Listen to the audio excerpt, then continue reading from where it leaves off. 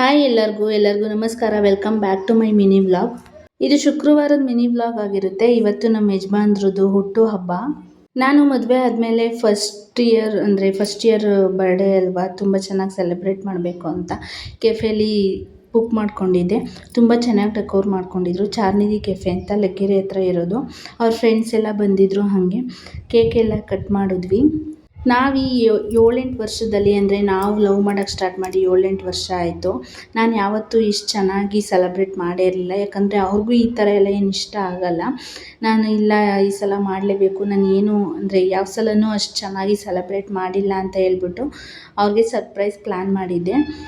ಅವರು ತುಂಬಾ ಖುಷಿಪಟ್ಟರು. ಅಂದರೆ ಇಷ್ಟು ವರ್ಷದಲ್ಲಿ ಇಷ್ಟೊಂದು ಚೆನ್ನಾಗಿ ಜೋರಾಗಿ ಸೆಲೆಬ್ರೇಟ್ ಮಾಡೇ ಇರಲಿಲ್ಲ. ಹಾಗಾಗಿ ತುಂಬ ಖುಷಿಪಟ್ಟರು. ನನಗಂತೂ ತುಂಬ ಖುಷಿ ಆಯಿತು. ಅವ್ರ ಮುಖದಲ್ಲಿ ಖುಷಿ, ಸಂತೋಷ ನೋಡೋಕ್ಕೆ ತುಂಬ ಇಷ್ಟ ಆಗುತ್ತೆ.